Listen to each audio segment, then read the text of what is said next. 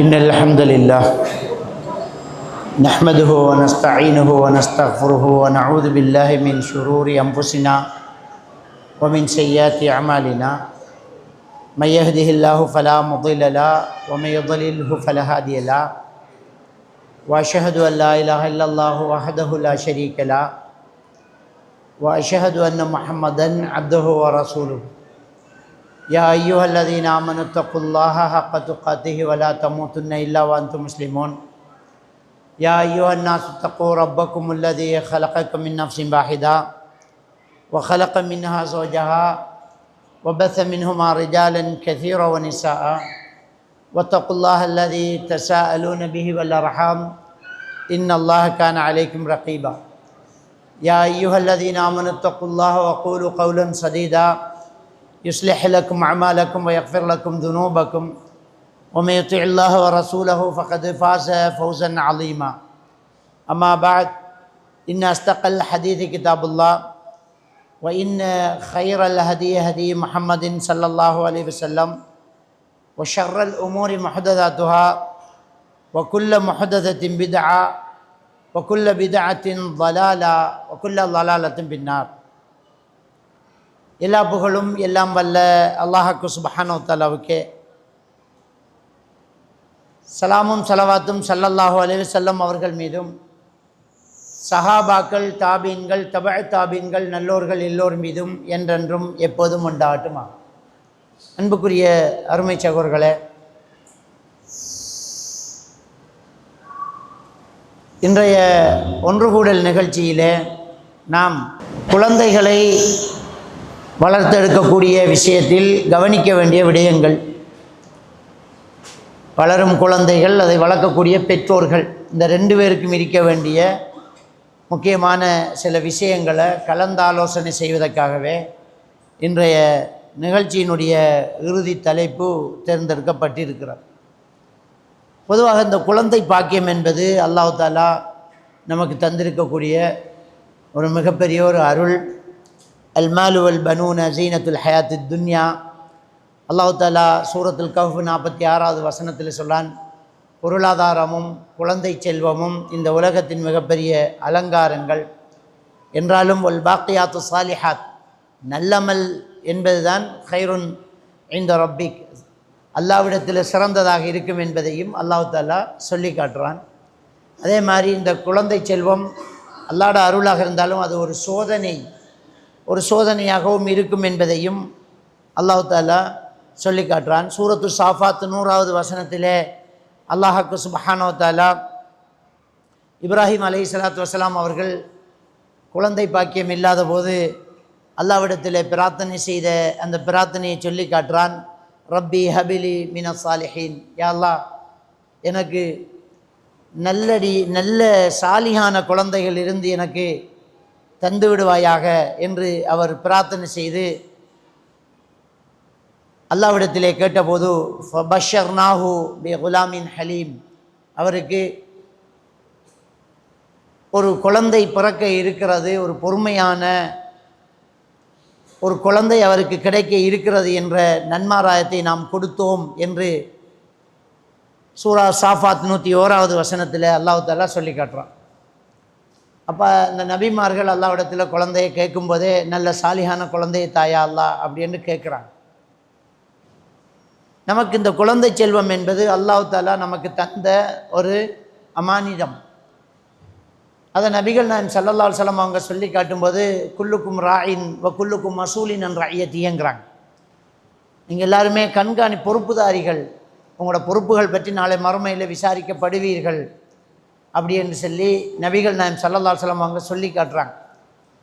இப்போ ஒவ்வொரு பெற்றோர்களும் தங்களுடைய குழந்தைகள் பற்றி நாளை மறுமையில் விசாரிக்கப்படுவோம்.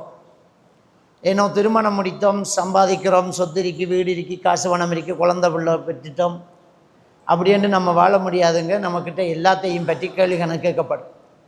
இந்த பொருளாதாரம் நம்மக்கிட்ட எப்படி வந்துச்சு, அதை எப்படி சேர்த்துக்கிட்ட, உனக்கு ஹலாலாக வந்துச்சா ஹராமாக வந்துச்சா என்றும் கேட்கப்படும்.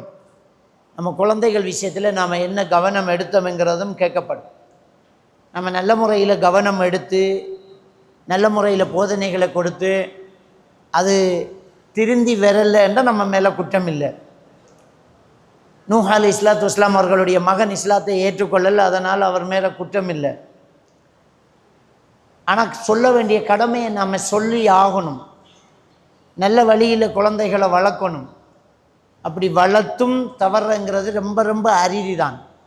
அரிதாகி போனது அல்லாஹ்வுடைய ஏற்பாடு, அது ஒன்றும் பண்ண முடியாது. அதில் நம்மளுக்கு குற்றம் இல்லை. ஆனாலும் நம்ம சின்ன சின்ன சறுகல்களையும் செய்யாமல் குழந்தைகள் விஷயத்தில் ரொம்ப கவனமாக நடந்து கொள்ள வேண்டும் அப்படிங்கிறத முதலில் புரிந்து கொள்ள வேண்டும். இன்றைக்கு நம்முடைய சமுதாயத்தில் ஒரு குடும்ப வாழ்வு, கணவன் மனைவி எப்படி வாழ்ந்துக்கிறது, குழந்தைகளை எப்படி பராமரிக்கிறது, பிள்ளைகளுடைய சுட்டித்தனங்கள், பிள்ளைகளுடைய பிரச்சனைகள் எல்லாம் ஒரு பெரிய சவாலாகத்தான் இன்றைக்கி பார்க்கப்படுது. நல்ல பொருளாதாரம் இருக்குது, அந்த காலத்துல எல்லாம் குழந்தைகளுக்கு வளர்க்க முடியலை, ஒரு உடுப்பு வாங்க முடியலை, நல்ல சாப்பாடு வாங்கி கொடுக்க முடியலை.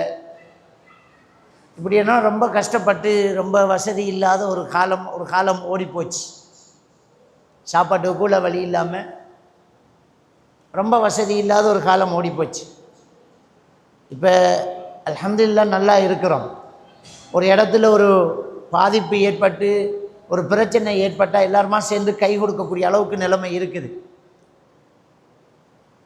சென்ற வெள்ள அனர்த்தத்தில் பாதிக்கப்பட்ட பகுதிகளில் உள்ள மக்களுக்கு நிவாரணம் கொடுத்துட்டு அடுத்த கையோட எல்லா ஊர் மக்களும் இன்னொரு விஷயத்தை யோசித்தாங்க. அந்த குழந்தைகளுக்கு ஸ்கூலுக்கு தேவையான யூனிஃபார்ம், புத்தகம், கொப்பி வகைகள், ஸ்கூல் பேக்கு இதெல்லாம் அள்ளிக்கொண்டே கொடுத்தோம். அந்த மக்கள் சொல்கிறாங்க, சாதாரண காலங்களில் கூட கிடைக்காத புத்தக பைகள், பேக்குகள் இப்போ எங்களுக்கு கஷ்டமாக வந்தது பிறகு மக்கள் நிறைய கொண்டாந்து தாராங்கங்கிறாங்க.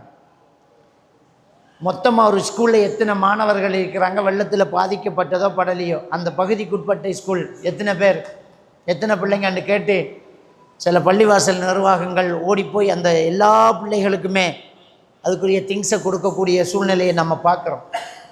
பொருளாதார ரீதியாக பழையபடி நமக்கு கஷ்டங்கள் கிடையாது, ஓரளவுக்கு நம்ம நல்லா இருக்கிறோம். இன்றைக்கி வடிகட்டி இந்த ஊரில் ரொம்ப வசதி இல்லாத ஒரு ஃபெமிலி அப்படி என்று அளந்து பிடிச்சி அங்கே போனாலும் ஒரு பிளேண்டி கிடைக்கும். ஆனால் சஹாபாக்களுடைய காலத்தில் சாப்பாட்டுக்கு வழி இல்லாமல், சாப்பாடே இல்லாமல் பட்டினி கிடந்து மயங்கி விழுந்த அபூ ஹுரைரா ரலியல்லாஹு தஆலா அவர்களுடைய ஹதீஸுகளை பார்க்குறோம். ஒரு நாள் அடுப்பெரிஞ்சா அடுத்த நாள் எங்கள் வீட்டில் அடுப்பெரியாதுன்னு நபிகள் நாயகம் ஸல்லல்லாஹு அலைஹி வஸல்லம் அவர்களுடைய மனைவியார் சொல்லக்கூடிய காட்சியை பார்க்குறோம். அப்படியெல்லாம் ஒரு காலம் இருந்தது. ஆனால் இன்றைக்கி அப்படி இல்லை, ஓரளவுக்கு நம்ம வசதியாக இருக்கிறோம். இப்போ நமக்கு சவாலாக இருக்கிறது என்னென்றால், இன்றைக்கு இருக்கக்கூடிய சூழ்நிலையில் இந்த பிள்ளைகளுடைய நடவடிக்கைகள், இந்த பிள்ளைகள் நல்ல முறையில் வளர்க்கப்பட வேண்டும் என்றால் நாங்கள் எந்த இடத்துல தவறு விட்டிருக்கிறோம் என்கிறத முதல்ல நாங்கள் பார்க்க வேண்டும். எப்போவுமே இஸ்லாத்தில் சொல்லக்கூடிய ஒரு விஷயம்தான் நன்மையை ஏவி தீமையை தடுத்தல். அது ரொம்ப பெரிய ஒரு முக்கியமான ஒரு விஷயம். மோமீன்களை பற்றி சொல்லும்போது, இந்த உம்மத்தை பற்றி சொல்லும்போது, குந்தும் ஹைரோ உம்மத்தின் உஹ்ரிஜத் லின்னாஸ், இந்த மனித சமுதாயத்தில், இந்த உலகத்தில் வெளியாக்கப்பட்ட சமுதாயத்தில் நீங்கள் தான் சிறந்த சமுதாயமாக இருக்கின்றீர்கள். காரணம் என்ன? நீங்கள் நன்மையை ஏவுறீங்க, தீமையை தடுக்கிறீங்க. அந்த நன்மையை ஏவி தீமையை தடுக்கிறத நம்முடைய ஒரு சிறப்பு என்று சொல்லப்படுது. எப்போவுமே நல்லதை சொல்கிறதும் கெட்டதை தடுக்கிறதும் ரொம்ப முக்கியமாக சோடியாக இருக்கணும். திருக்குறள்ல 2 விஷயத்தை எப்போவுமே அல்லாஹ் சேர்த்து சொல்வான். அகீமு ஸலா, தொழுகையை நிலைநாட்டுங்கன்னு சொன்ன கையோட வஆத்து ஸக்கா, ஸக்காத்தை கொடுங்கன்னு சேர்த்து சொல்வான். அத்தீஉல்லாஹ், அல்லாஹ்வுக்கு கட்டுப்படுங்கன்னு சொன்ன கையோட வஅத்தீஉ ரசூல், ரசூலுல்லாஹ்வுக்கு கட்டுப்படுங்க அப்படி என்று சேர்த்து சொல்வான் அல்லாஹ். அதே மாதிரி அல்லாஹ்வுக்கு இணை வைக்காதீங்க, அல்லாஹ்வை மட்டும் வணங்குங்கன்னு சேர்த்த கையோட வபில் வாலிதைனி இஹ்சானா, பெற்றோர்களிடத்தில் நல்ல முறையில் நடந்து கொள்ளுங்கிறத சேர்த்து சொல்வான். தஅமுரூன பில் மஅரூஃப், நன்மையை ஏவுங்க அப்படி என்று சொல்லி சொல்கிற கையோட தன்ஹவுன அனில் முன்கர், பாவத்தை தடுக்கக்கூடியவர்களாக இருங்கிறதையும் சேர்த்து தான் சொல்வான். இப்போ 2ம் பிரிஞ்சு இருக்கிறது இல்லை. எங்கே நன்மை ஏவப்படுது அங்கே தீமை தடுக்கப்படணும். அப்போ இது ஒரு முக்கியமான ஒரு விஷயம். இப்போ ஹதீஸில் 2 விஷயம் சேர்த்து தான் இருக்கிறது, ஒன்று தனியாக வரலை. பிறையை பார்த்து நோன்பு வைங்கன்றது தனியாக வரல. பிறையை பார்த்து நோன்பு வைங்க, பிறையை பார்த்து நோன்பை முடியுங்கிறது சேர்த்து தான் பெறுது. பிறையை பார்த்து நோன்பு வச்சுட்டோம், ஆனால் அடுத்த புற பார்த்துட்டோம் என்ன செய்யறதுங்கிறது தெரியாண்டு யாரும் சொல்ல இயலாது. ரெண்டும் சேர்ந்து தான் ஹதீஸில் இருக்குது. பிறையை பார்த்து நோன்பு வைங்க, பிறையை பார்த்து நோன்பை விடுங்கண்டு தான். அது மாதிரி ரெண்டும் சேர்ந்து தான் இருக்குது. நன்மையை உங்க தீமையை தடுங்கண்டு. எல்லா விஷயத்துலையும் இது ரொம்ப பெரிய ஒரு முக்கியமான ஒரு விஷயம்தான். நன்மையே ஒரு தீமையை தடுக்கிறது முக்கியமான ஒரு விஷயம். குழந்தைகள் விஷயத்தில் நம்ம நல்லது சொல்கிறதும் கெட்டதை தடுக்கிறதும் ரொம்ப முக்கியமான ஒரு விஷயம். இன்றைக்கு பிள்ளை வளர்ப்பு, குழந்தை வளர்ப்பு அப்படிங்கிறது இஸ்லாத்தின் பார்வையை விட்டுட்டு, அல்லாஹ் குர்ஆனில் சொன்ன விஷயங்களை தவிர்த்த விட்டுட்டு, யாரோ எழுதி வச்சதும் எவனோ மூளைக்கு பட்டதையும் சொல்ல, அதை குழந்தை உளவியல் அப்படிங்கிற பேரில் இன்றைக்கு அமுல்படுத்தி மக்கள் ரொம்ப பெரிய பாதிப்புக்குள்ளாயிட்டு இருக்கிறாங்க. அறகுறாது. உண்மையிலேயே அல்லாஹ்வுடைய தூதரை விட ஒரு உளவியல் தத்துவம் சொல்லக்கூடியவங்க யாருமே இருக்க முடியாது. பிள்ளைகள் மனசு நோக்கப்படாது, பிள்ளைகள் பாதிக்கப்படக்கூடாது, பிள்ளைகளுக்கு கேட்குறதெல்லாம் கொடுக்கணும் என்று குழந்தை உளவியல் சொல்லாங்க. ஆனால் உண்மையிலேயே சைக்காலஜிக்கலாக கூட அதை மட்டும் சொல்லவே இல்லை.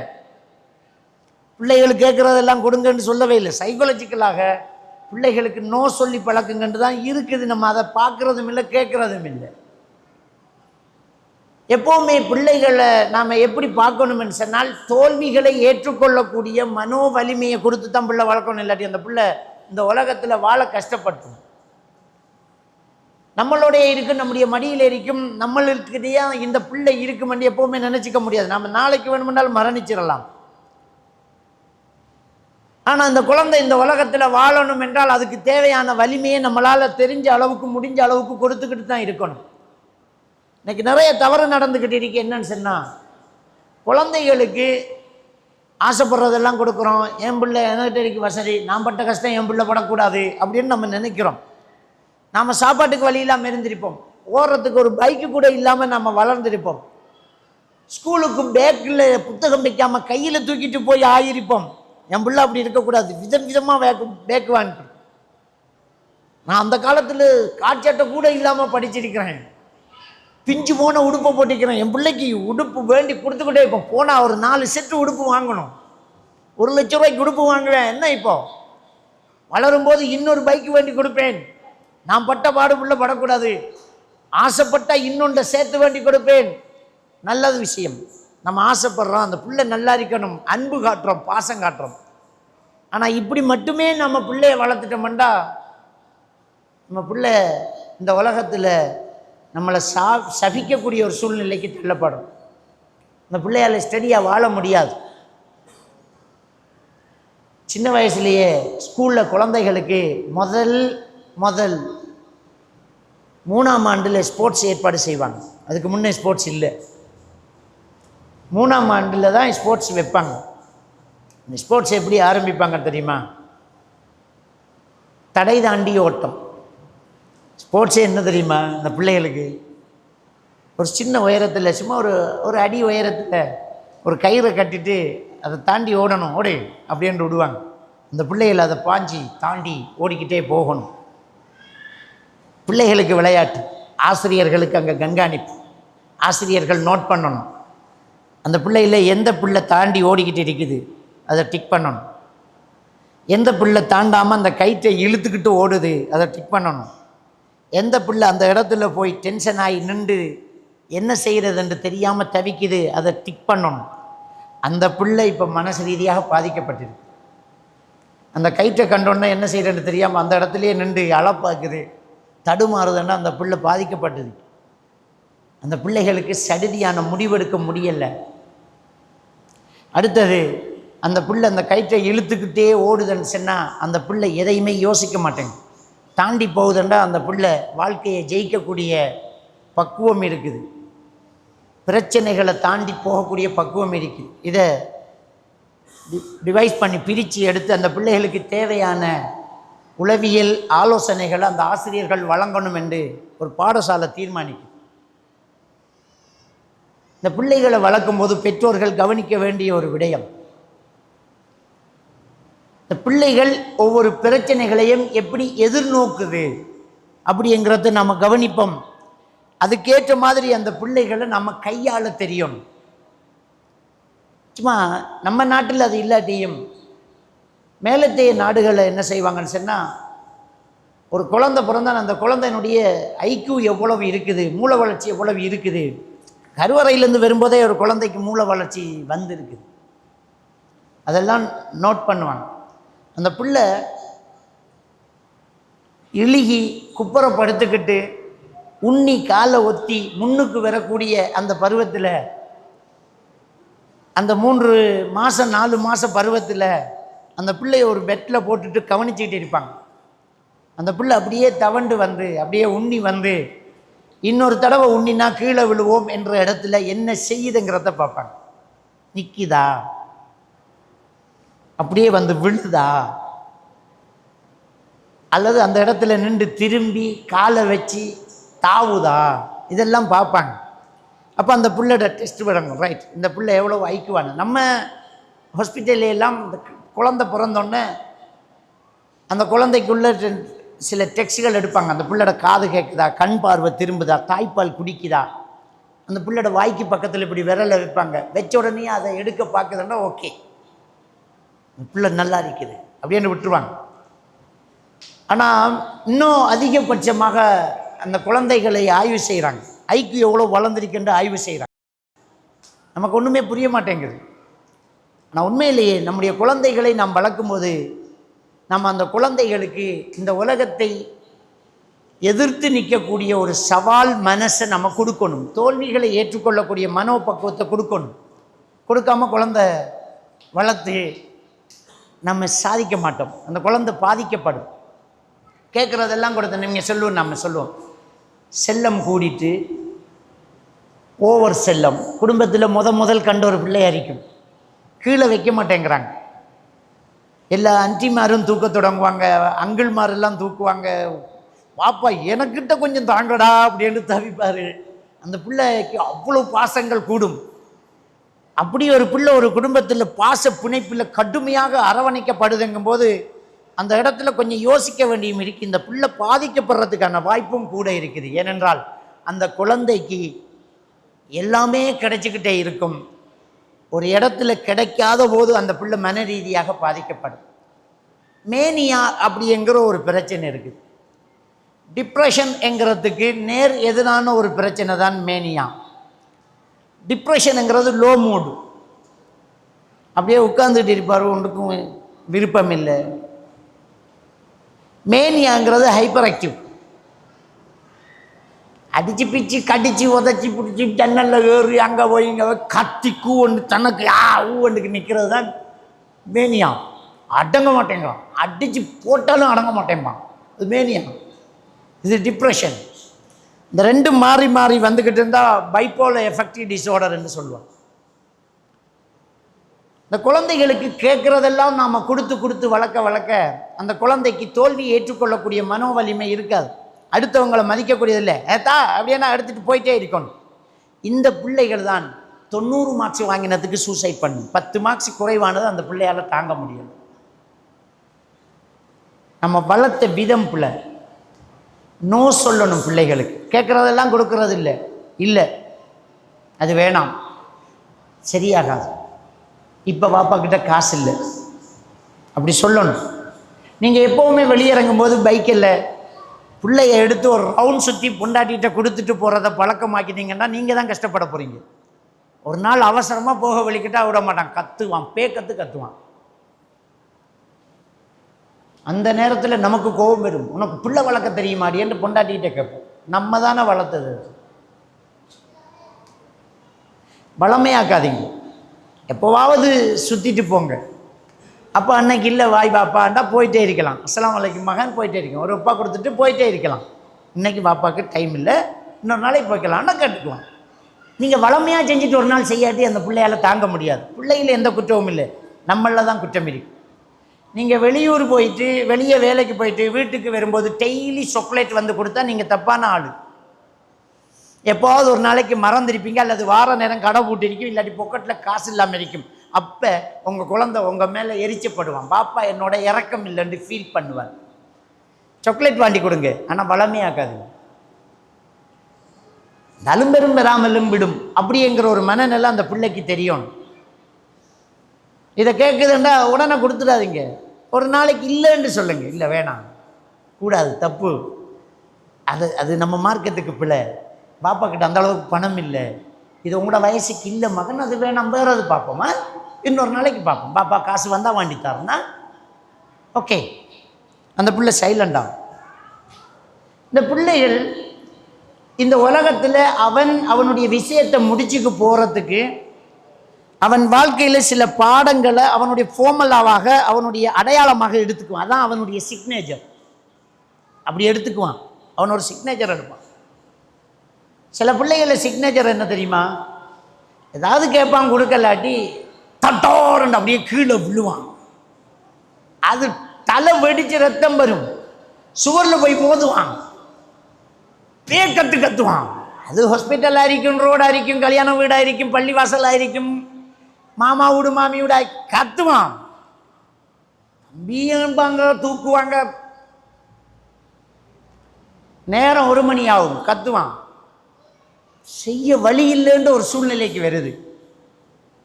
இப்போ உடனே அதை கொடுக்குறாங்கன்னா அந்த பிள்ளை ஏற்கனவே ஒரு தடவை இப்படி கத்தி சாதிச்சிருக்கிறான்னு அர்த்தம்.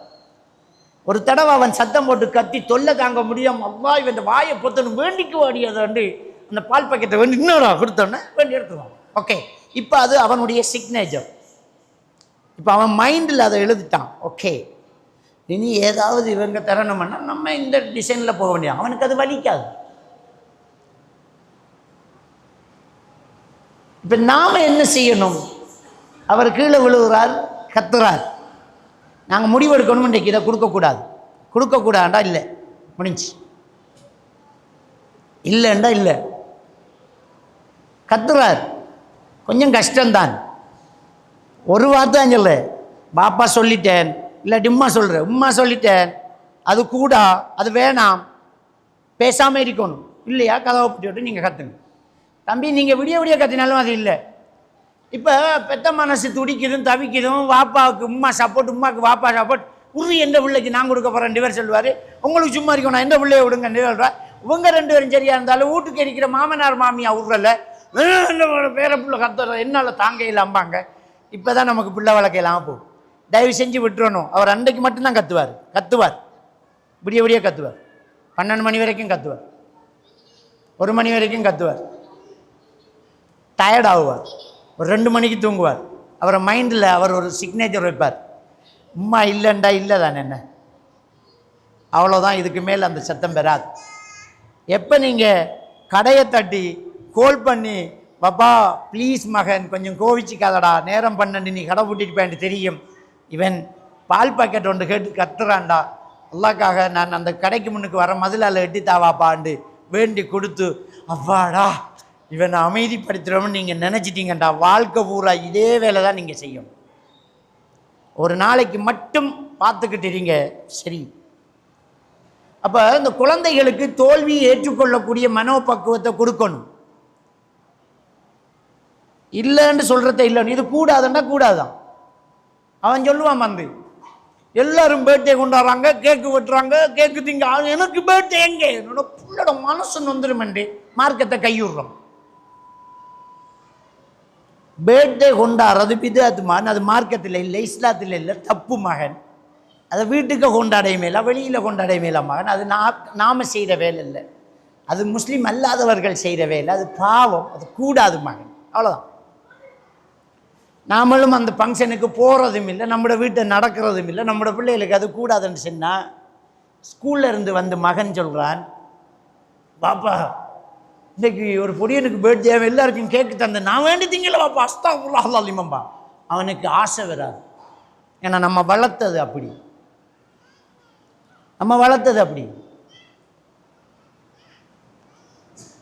பிள்ளைய சொல்லி கொடுத்து அந்த பிள்ளைய சொல்லணும். அப்போ நோ சொல்லணும், இது கூடாது, இது வேணாம், ஓகே.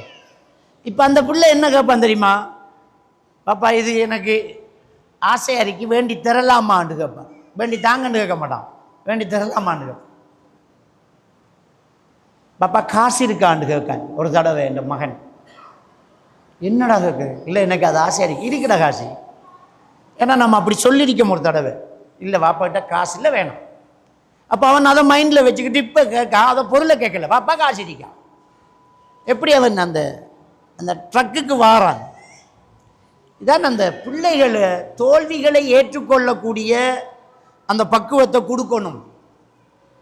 அதே நேரத்தில் அந்த பிள்ளைகளுடைய வளர்ந்து வரக்கூடிய அந்த உணர்வுகள் கற்றல் நடந்துகிட்டு இருக்கும். அதை பொத்தி அடக்கவும் கூடாது. கதிரை அப்படி இழுத்துக்கு போவான், இழுத்துக்கு போவான். போடாங்கல். நாம சொல்றோம் எனக்கு தூக்கம் இல்லை, அம்மா தடுக்கிறோம், பாப்பா தூங்குறார், என்ன சத்தத்தை போறான். பாப்பா அந்த சத்தத்துக்கு தூங்கணும். உங்களை கேளாட்டி போங்க, உங்களோட சாச்சிரை விட்ட போய் தூங்கு, அம்மா விட்ட போய் தூங்கு. அவன் கதிரையை இழுக்கணும். அவன் கதிரையை இழுத்து அந்த சத்தத்தை பார்க்குறான். இந்த கதிரையை இழுத்து அந்த சத்தம் பெறுது, அதை பார்க்க. சில பிள்ளைகளை பாருங்க, இப்படி பார்த்தவன் திரும்பி நின்று குனிஞ்சு காலுக்குள்ளால உலகத்தை பார்க்கட்டும், அப்படியும் பார்க்கட்டும். அது என்ன கோணத்தில் இருக்கின்ற அவன் பார்க்கட்டும், விடுங்கள். அப்போ சில பிள்ளைகளுடைய இந்த உணர்வுகளை நாம் அடக்கவும் கூடாது. ஓடி போய் சுவரில் முட்டுப்பட்டு அழுவான். அழுதா வலிக்குதுன்ற அர்த்தம். அப்போ ஒரு நல்ல பெற்றோர் என்ன செய்யணும்? அவன் அழுகுறான், வலிக்குது, முட்டுப்பட்டுட்டா ஓடி போய், ஐயோ வந்து முட்டிட்டீங்க, என்ன பார்த்து வரணும், வலிக்குதா, சரியாவிடும், அம்மா தடவி விடுறேன், நான் உப்பா தாரேன், சரியாவிடும் அப்படின்னு முத்தம் கொடுக்கணும். உண்மையிலே முத்தம் கொடுத்தல் வலியை குறைக்கும் என்பது அக்குப்ரெஷர் மருத்துவத்தில் உள்ள ஒரு விஷயம்தான். அது அடிபட்ட இடத்துல ஒத்தனம் கொடுத்தல். அப்போ குழந்தைகளுக்கு அந்த இடத்துல முத்தம் கொடுத்தா சயின்டிஃபிக்கலாகவே வலி குறையும். அது அக்குப்ரெஷர் மருத்துவத்தில் உள்ளது. அப்போ அதை நாம் சொல்லணும், முட்டிட்டீங்க, வலிக்குது, என்ன சரியாவிடும், பாப்பா முத்தம் கொடுக்குறேன், பார்த்து வரணும், வேகமாக வந்துட்டீங்க, என்ன வழுக்கு தானே மகன், டைல்ஸ் தானே, மெதுவாக வரணும். இதுதான் பிள்ளை வளர்க்குறேன். அதாவது சைல்ட் சைக்காலஜி என்றா யதார்த்தத்தை அப்படியே பேசுறது தான். நம்மடாக்கள் எப்படி பிள்ளை வளர்க்குறேன்டா, ஓடி போய் பிள்ளை முட்டினா உடனடியாக போய் இல்லை இல்லை இல்லை இல்லை இல்லை இல்லை இல்லை, அவனுக்கு வலிக்குதுன்ற அவனே முடிவெடுத்திருக்கான், நீவ போய் தடவை வைக்கிட்டு, இல்லை இல்லை பிள்ளைக்கு நோவல், பிள்ளைக்கு நோவல் இல்லை, நான் அவன் டென்ஷன் ஆகிறான், நமக்கு வலிக்குது உமா இல்லைங்க, பிரம்மையோ. அவன் டக்குன்னு அப்படி சைலண்ட் ஆகும். அழுதவன் நின்றுட்டான். நாம நினைக்கிற நாம புள்ள வளர்க்கவும், பிள்ளைய கொளற விடலையே. இப்போ பிள்ளைய அழ விடப்படாங்கிறது திறமை இல்லை. அழுகிற டைமில் அழத்தான் பண்ணும், அதை அடக்கக்கூடாது. ஆனால் சொல்லணும், சரியாயிடும், சரியாயிடும் பாப்பா, அழாதீங்க பாப்பா, சரியாயிடும் பாப்பா, இன்னும் மருந்து போட்டோன்னே சரியாயிடுமா, அப்படித்தான் சொல்லணும். வலிக்கவே இல்லைன்னு அவனை டென்ஷன் ஆக்கக்கூடாது. ரெண்டாவது, அந்த பிள்ளை அவடத்தை செஞ்ச தவிர அவருக்கு அவடத்தை பாடம் நடத்தினா தான் திரும்ப அவர் அந்த இடத்துல கவனமாக வருவார். மகன் டைல்ஸ் ஈரக்கால், வேகமாக வந்தீங்க, முட்டிட்டீங்க பார்த்தீங்களா, இனிமே அப்படி வரக்கூடாது, கவனமாக வரணும். இதை சொல்ல வேண்டிய நாம என்ன செய்யறா, சுவருக்கு அடிக்கிற, பிள்ளைக்கு அடிப்பியா, பிள்ளைக்கு அடிப்பியா, பிள்ளைக்கு அடிப்பியா, சுவருக்கு அடிக்க. இப்போ பிள்ளை என்ன ஃபீல் ஆகுதுண்டா, என்னில் எந்த பிரச்சனையும் இல்லை, சுவரு தான் பிரச்சனை. அடுத்த அண்டைக்கு ஓடி முட்டி போட்டோமா, என்னோட ஆடியன்ஸ் அவரு.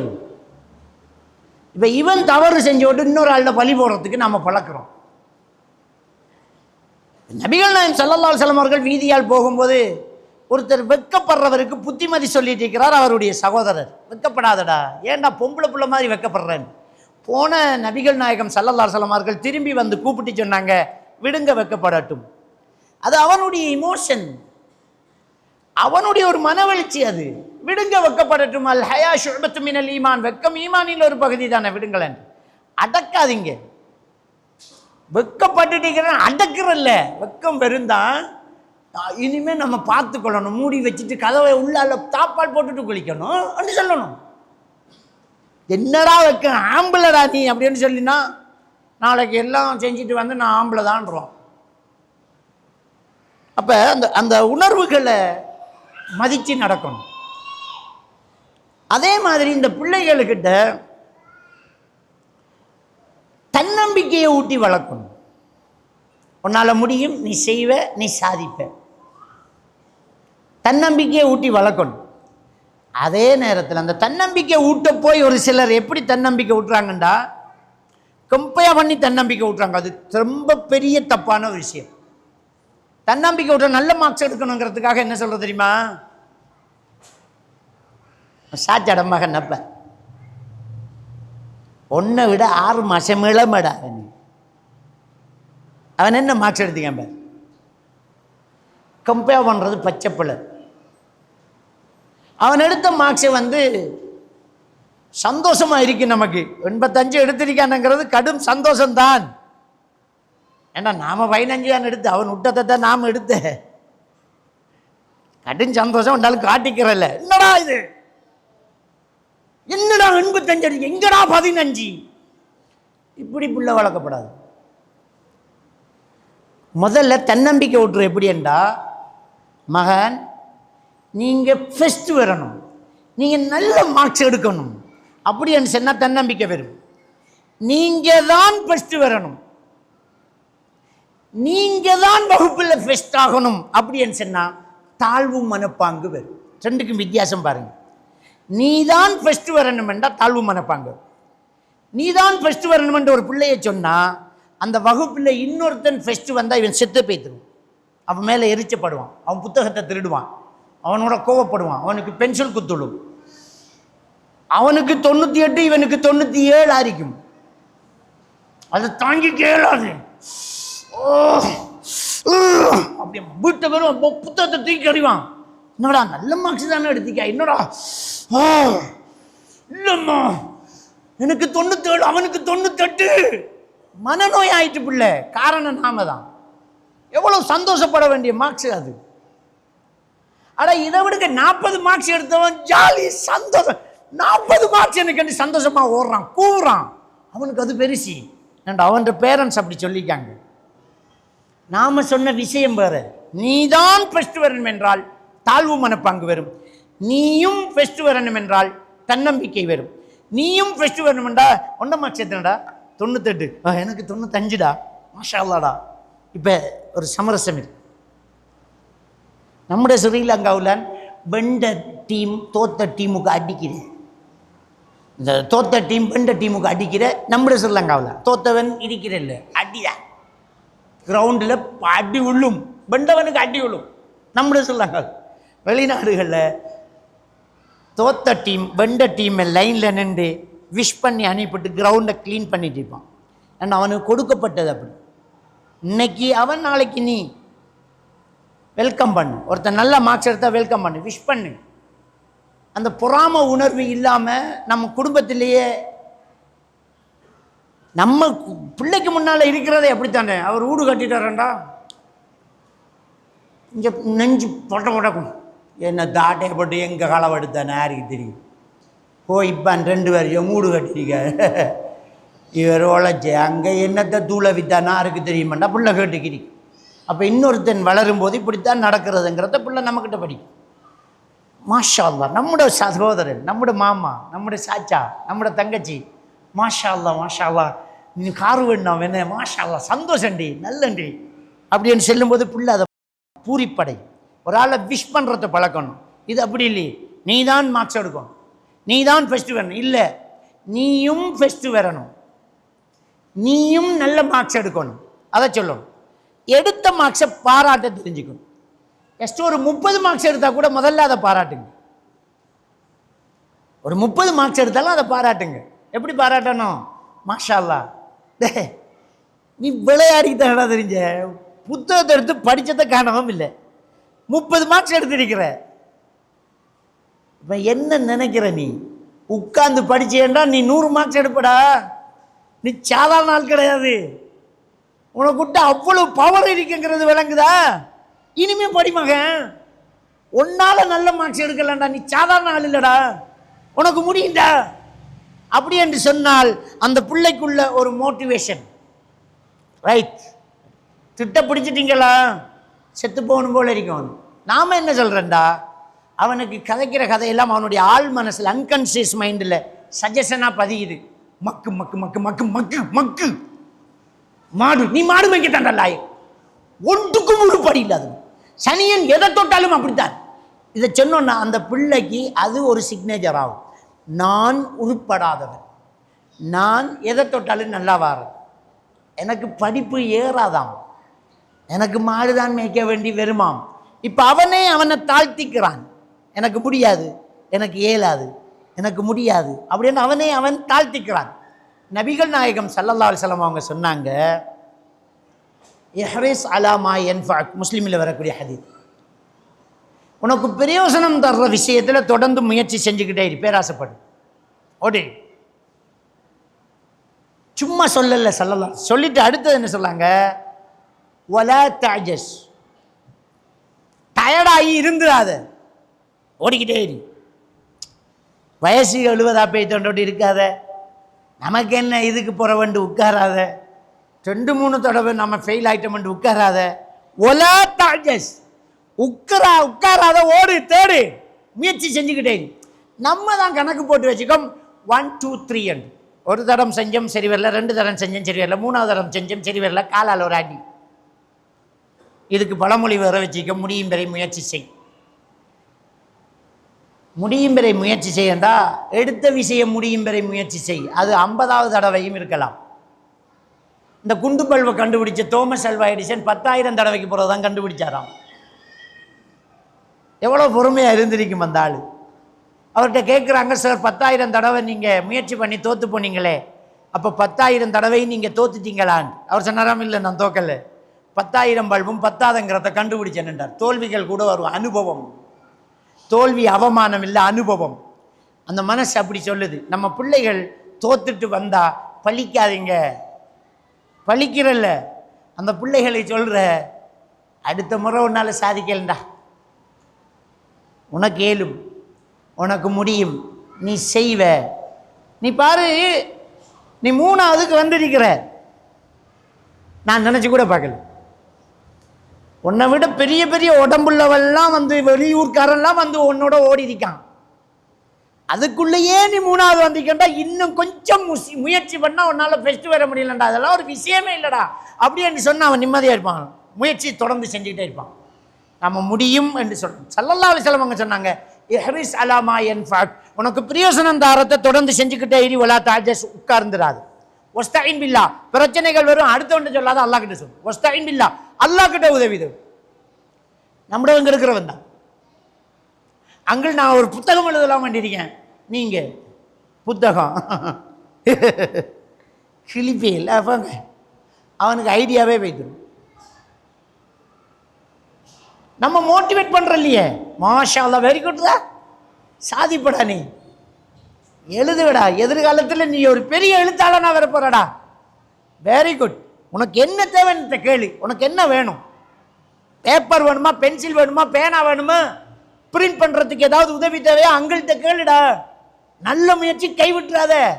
உன்ன மாதிரி ஆக்கள் தாண்டா சாதனையாளர்கள் அப்படின்ற ஒரு வார்த்தையை சொல்லாம நக்கல் சிரிப்பு வர.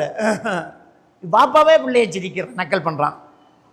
பாப்பா நாளைக்கு ஸ்போர்ட்ஸில் நானுங்க, நீங்கள் ஸ்போர்ட்ஸில் கிளிப்பியல்.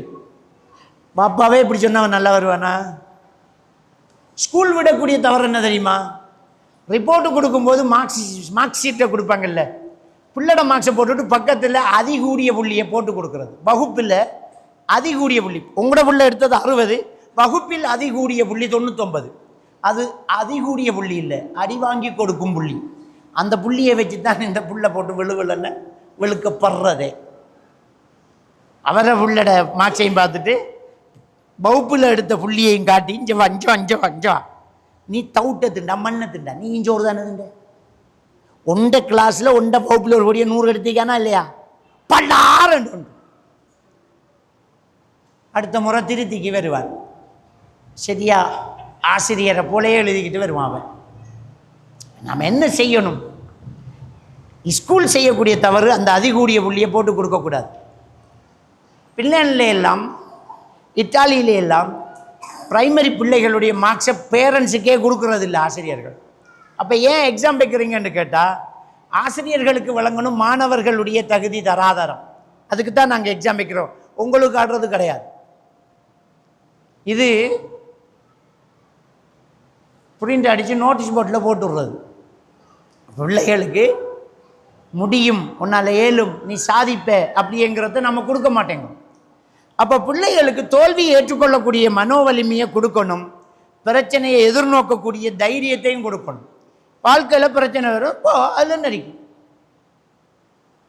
சோசியல் ஃபோபியா இன்றைக்கு பிள்ளைகளுக்கு ஆளாயிட்டு இருக்கிறதுக்கு காரணமாக ஃபோன் பாவனை தான். ஃபோன் பாவனை, சோசியல் ஃபோபியா. ஒரு வீட்டுக்கு வந்த ஒரு விசிட்டர், வீட்டுக்கு ஒரு பாட்டி கேட்டால நுழைதாமண்டா சோபாவில் இருந்துக்கிட்டு ஃபோன் பார்த்துக்கிட்டு இருந்த பொடியை நிமிந்து பார்த்துட்டு ரொம்ப ஆரோ வாராங்கன்னு புஷ் சொல்லிட்டு ஓடுறான், உள்ளூட்டுக்கு போய் கதவை போட்டுறான். இது சோசியல் ஃபோபியா. பொம்பளை பிள்ளையும் அப்படி ஓடுது, ஆம்பளை பிள்ளையும் அப்படி ஓடுது. உமா நின்றுக்கிட்டு திணிக்கா பாப்பா வெறும் வரைக்கும் இவங்களோட காய்ச்சிக்கு ஆளும் இல்லைட்டு பாவுண்டா பாவுண்டா எனக்கேலாம். இந்த பிள்ளை பிரச்சனைக்குரிய பிள்ளை, சோசியல் ஃபோபியா. அப்போ நாங்கள் என்ன செஞ்சிக்கமெண்டா, முகம் பார்த்து பிள்ளைகளோட கதைக்கல்ல,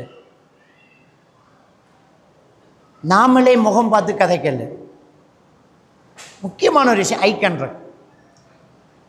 பிள்ளைகளை கண்ணை பார்த்து கதைக்கணும், முன்னாடி உட்கார வச்சு கண்ணை பார்த்து கதைக்கணும், அந்த பிள்ளையோட இமோஷனை புரிஞ்சு கதைக்கணும். அப்போ தான் அவன் நம்ம கண்ணை பார்த்து கதைப்பான். நாம் பிள்ளைகள்கிட்ட கதைக்கிறது போன கையில் வச்சு, இஞ்சோ சொல்லு எத்தனை மணிக்கு போய் சேர்ந்த நீ,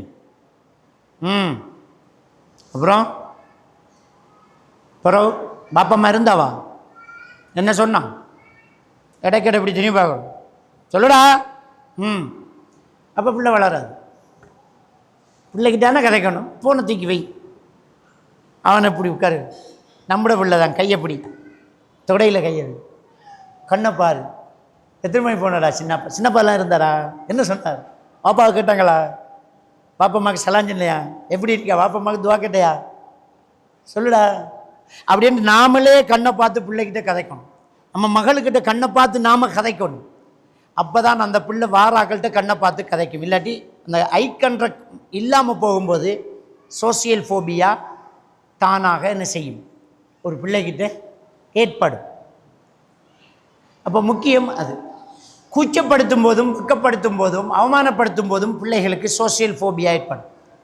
சமுதாயத்தை விட்டு தூரமாக தொடங்கும்.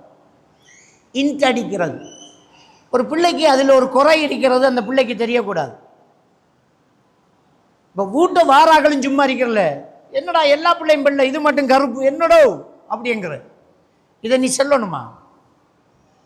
அந்த பிள்ளைகளுக்கிட்ட கருப்புங்கிறத ஒரு அசிங்கமாக நாம தான் தோற்று வச்சுக்கிறோம். கருப்பு ஒரு அழகாக காட்டும். எல்லா பிள்ளைகளும் அசிங்கமாக வெள்ளையா இருக்கு, இவன் மட்டும் கருப்பு அழகாக இருக்கான்னு சொன்னா என்ன, மாற்றி சொல்லுங்க. அவன்கிட்ட இருக்கக்கூடிய திறமையை தான் நாம் சொல்றது, குறைபாடுகளை சொல்லக்கூடாது. பெருமானார் ஸல்லல்லாஹு அலைஹி வஸல்லம் அவர்கள்ட்ட ரெண்டு கண்ணும் தெரியாத அப்துல்லா உம்மி மக்தும் ரலியல்லாஹு தஆலான்னு வந்து, எனக்கு கண்ணு ரெண்டும் தெரியாது யார் சொல்லா, வீட்டை தொழட்டா பள்ளிக்கு வர கஷ்டம்னு சொன்னதுக்கு ஸல்லல்லாஹு அலைஹி வஸல்லம் அவர்கள் பாங்கு சத்தம் நல்லா கேட்குதான்னு கேட்டாங்க. கேட்குதுன்னாங்க. காது நல்லா கேட்குதுடா உனக்குன்றாங்க. காது நல்லா கேட்குது உங்களுக்கு. அப்போ இருக்கிறத நம்ம பேசணும். அவன்கிட்ட ஒரு திறமை இருக்குது, இவன் அவ்வளோ கெட்டி, இவன்கிட்ட இவ்வளோ திறமை இருக்குது. அந்த பிள்ளைகளை அப்படியே மோட்டிவேட் பண்ணணும். எல்லா பிள்ளைகள்கிட்டையும் ஒரே தன்மை இருக்காது, எல்லாருக்கிட்டையும் ஒரு சில விஷயங்கள் வித்தியாசம் இருந்துக்கிட்டே இருக்கும். நபிகள் நாயகம் ஸல்லல்லாஹு அலைஹி வஸல்லம் அவங்க உஸ்மான் ரலியல்லாஹு தஆலா கூப்பிட்டு வச்சு பாடம் நடத்தலை. ஏன் வைக்கப்படுறீங்க, ஏன் நோஞ்சானா இருக்கிறீங்க, அபூபக்கரை பார்க்கலையா, உமரை பாருங்க, வாள் எடுத்தாருண்டா எத்தனை தலை உருளும், வீரம்னா அப்படி இருக்கணும், ஏன் அப்படி இருக்கிறீங்கன்னு இவர்கிட்ட சொல்லலை. அவர் அப்படித்தான் இருப்பார். அவரோட அப்படித்தான் பழகினாங்க, அவருடைய பர்சனாலிட்டி அது அப்படி இருந்துட்டு. அவர் கூச்சப்படுவார். ஸல்லல்லாஹு அலைஹி வஸல்லம் அவர்கள் சொன்னார்கள், உஸ்மான் ரலியல்லாஹு தஆலா அவர்களை பற்றி சொன்னார்கள், அவருடைய வெக்க சுபாவம் எப்படிப்பட்ட தெரியுமா, அவருடைய வெக்கத்தை பார்த்து மலக்குமார்களே வெக்கப்படுவாங்க, அவ்வளோ வெக்கம் அவருக்கு. அதனால் அவர் வீட்டுக்குள்ளே வர்றதா இருந்தால் வெக்கப்படுற மாதிரி ஒன்றும் இருக்கக்கூடாதுண்டு வேட்டியை சரிப்படுத்தி உடுப்பெல்லாம் சரியாக்கிட்டு வாங்க மகனேன்னு கூப்பிடுவாங்க, அவர் வெக்கப்படுறவர். அப்போ ஒவ்வொருத்தருடைய பர்சனாலிட்டியும் வேறு வேறு. நம்முடைய பிள்ளைகள்கிட்ட ஒவ்வொரு கூச்ச உணர்வுகள் இருக்கும், எல்லாம் ஒரு தன்மையில் இருக்காது. ஒருவனுக்கு எல்லாமே ரொம்ப நீட்டாக இருக்கணும், ஒருத்தனுக்கு அது பிரச்சனையே இல்லாமல் இருக்கு. அப்போ அந்த நீட்டாக இருக்கிறவன் நீட்டாகவே கொண்டே கொடுக்கணும். அப்படி தான் அவனே உனக்கு இப்படித்தாண்டா தரணும் அப்படின்னு. இன்னொருத்தன் விஷயத்தில் இன்னொருத்தனை கம்பேர் பண்ணுறது, கண்ணை பார்த்து பேசாமல் தூரமாக நின்று பேசுறது, மறைந்திருந்து பேசுறது சோசியல் போபியா உண்டாக்கும். வார விசிட்டர்ஸை பிள்ளைகளை வச்சு பேசி கையை கொடு மகன் சலான் சொல்லுங்க அப்படி என்று பேச வச்சு அந்த பிள்ளைகளுக்கு சமுதாயத்தை பழக்கணும். எல்லார்ட்டையும் பேசக்கூடிய அந்த ஆற்றலையும் எல்லா விஷயத்தையும் ஃபேஸ் பண்ணக்கூடிய அந்த வழக்கத்தையும் பழக்கமாக்கணும்.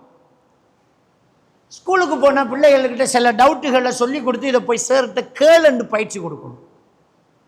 இது என்ன இது தெரியல, இதுக்கு முன்னே படிச்சிருக்கியா? இல்லை. சரி, இன்னைக்கு நீ ஸ்கூலில் சேர்க்கிட்ட இதை கேளு. ஏன் சொல்லணுமெண்டா, ஒரு கிளாஸில் ஒரு 20 பேருக்கு முன்னாடி எழுந்து ஒரு ஆசிரியர்கிட்ட பேசக்கூடிய அந்த பழக்கத்தை நம்முடைய பிள்ளைக்கு கொண்டு வந்தால் தான் அவன் நாளைக்கு திறமையாகுவான். அதை பேச சொல்லணும்.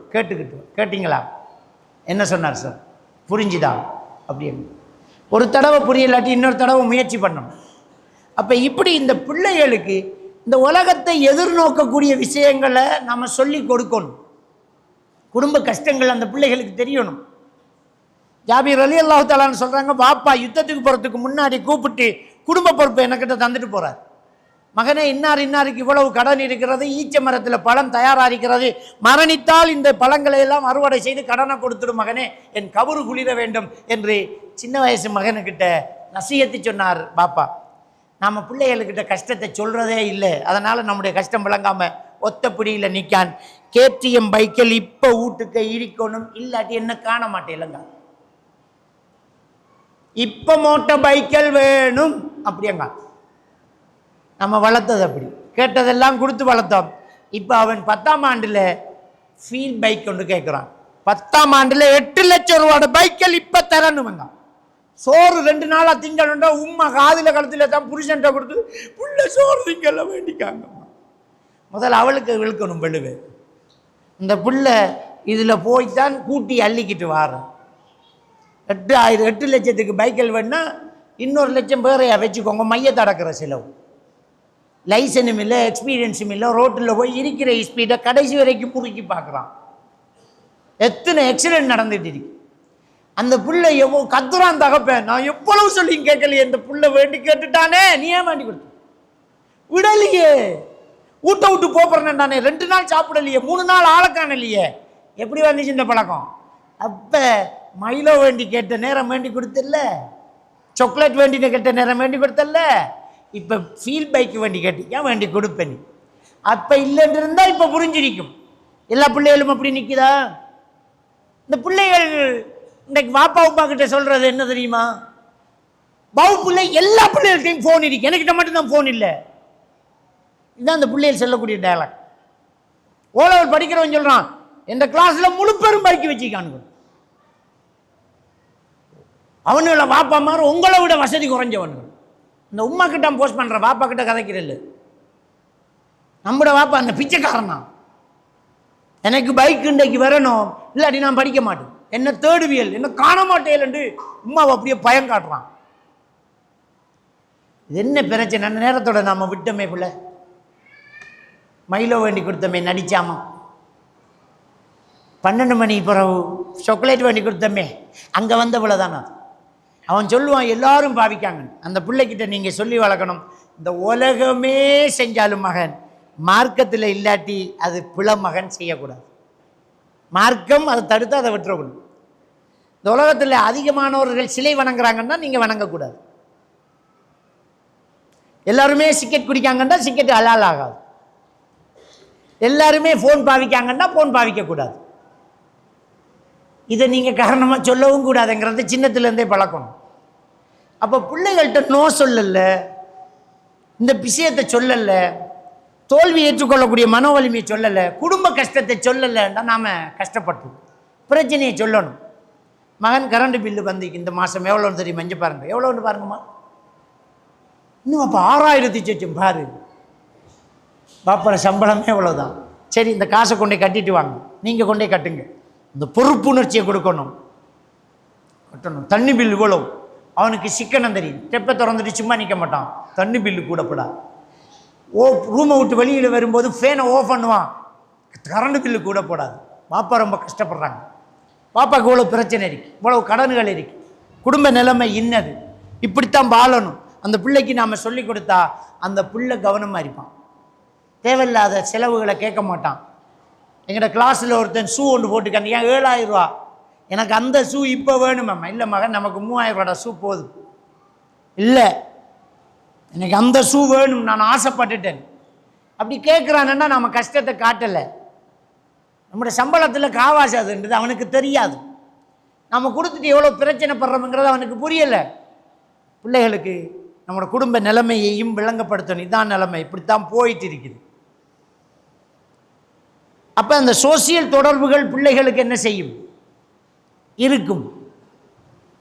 அப்போ இதுக்கு முக்கியமாக பேரண்ட்ஸ் என்ன செய்யணுமெண்டா, அந்த பிள்ளைகளுக்கிட்ட உட்கார்ந்து பேசுகிறவங்களா இருக்கும். இந்த ஃபோனை நாமளும் தள்ளி வச்ச தான் பிள்ளைகளும் தள்ளி வைக்கும். இன்னைக்கு ஆகப்பெரிய பிரச்சனை இந்த ஃபோன் பாவனை தான். இன்னைக்கு பிள்ளைகள்கிட்ட ஏற்படக்கூடிய பிரச்சனைகள் ஃபோன் பாவனையால் இந்த பிள்ளைகள் மனநிலை பாதிக்கப்படுது. கூடுதலாக ஃபோன் பாவிக்கும் போது டோபமைன் ஹோமோன் அதிகமாகும். இந்த டோபமைன் ஹோமோன் அதிகமானால் இந்த பிள்ளைகளுக்கு கற்பனை பண்ணக்கூடிய, தனிமையில் உட்காரக்கூடிய ஹலுசினேஷன், டெலூஷன் என்கிற ஒரு பிரச்சனை ஸ்டார்ட் ஆகும். டெலூஷன், ஒரு இமேஜ் அவர் உருவாக்குவார். இவர் ஒரு கற்பனை உலகத்தில் வாழுவார். கூடுதல் அந்த ஃபோன் பாவிக்க பாவிக்க அவங்க ஒரு கற்பனை உலகத்தில் வாழும். அவங்கண்டுக்கண்டு ஒரு உலகம், அந்த உலகத்தில் அவர் இருப்பார். தனியாக பேச தொடங்கிடுவார். எத்தனையோ பிள்ளைகள் இந்த ஃபோன் பாவனையால் தனியாக பேசுகிறவங்க இருக்கிறாங்க, ஒதுங்கி ஓரமாக நிற்கிறவங்க இருக்கிறாங்க. நீங்கள் ஃபெமிலி எல்லாரும் சேர்ந்து குதூகலமாக ஒரு இடத்துல பேசி சாப்பாடு ஆக்கி திண்டு ஜோக் அடிச்சிட்டு இருப்பீங்க.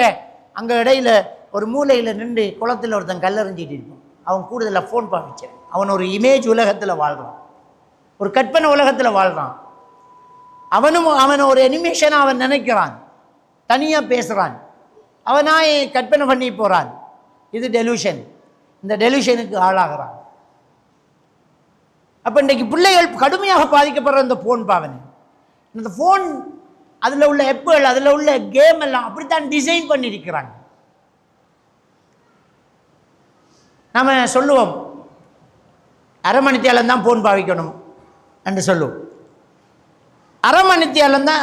பப்ஜி, ஃப்ரீ ஃபயர் எல்லாம் ரொம்ப மோசமான கேமுகள். அரை மணித்தியாலம் தான் நீங்கள் ஃபோன் பாவிக்கணும் என்றால் அரை மணித்தியாலம் அவன் பாவிப்பான். சரி, அரை மணித்தியாலம் முடியக்குள்ள வேண்டி எடுப்பீங்க. 7 நாள் தான் உங்களுக்கு அரை மணித்தியாலம் அவன் ஃபோன் பாய்ப்பான். 8வது நாள் அவன் சண்டை செஞ்சு இன்னும் அரை மணித்தியாலம் போவான். அதை அவன் செய்யலை, அந்த ஃபோன் செய்யுது. எப்படி தெரியுமா? அந்த கேமோட டிசைன் என்னென்றால், அந்த கேமை உருவாக்கினவனுடைய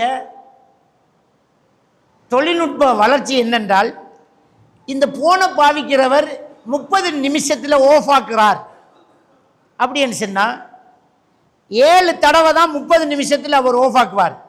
8வது தடவை 28வது நிமிஷத்தில் அவனுக்கு ஒரு புதிய வெப்பனை அந்த கேம் கொடுக்கும். இப்போ இவன் இந்த வெப்பனை யூஸ் பண்ணணுங்கிற ஒரு சூழ்நிலைக்கு தள்ளப்படுவான்.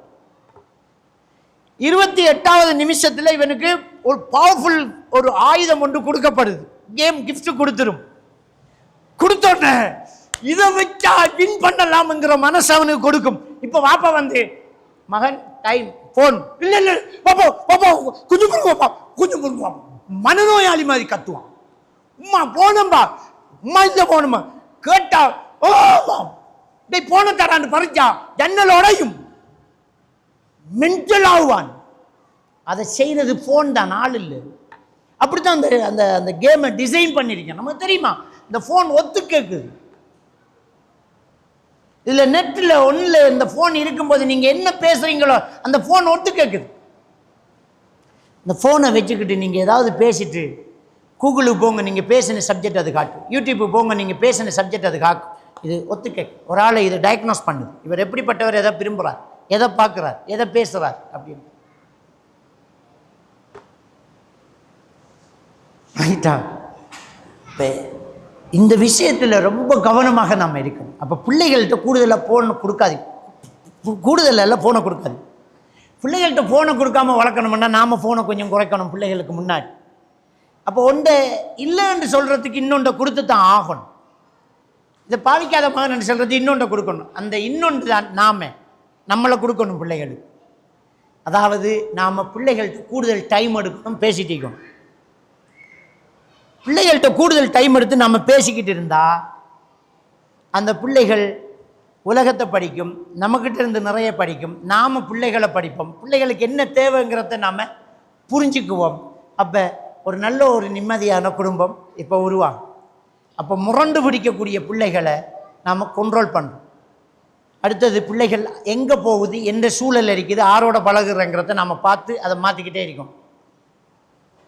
சம்திங் ராங், இது ஆள் இல்லை அப்படிங்கிறத நம்ம பார்க்கணும். பாருங்க, நபிகள் நாயகம் ஸல்லல்லாஹு அலைஹி வஸல்லம் சொன்னாங்க, அல் மரு அலா தீனி ஹலீலிஹி ஃபல்யன்துர் மை யுஹாலிலுஹு.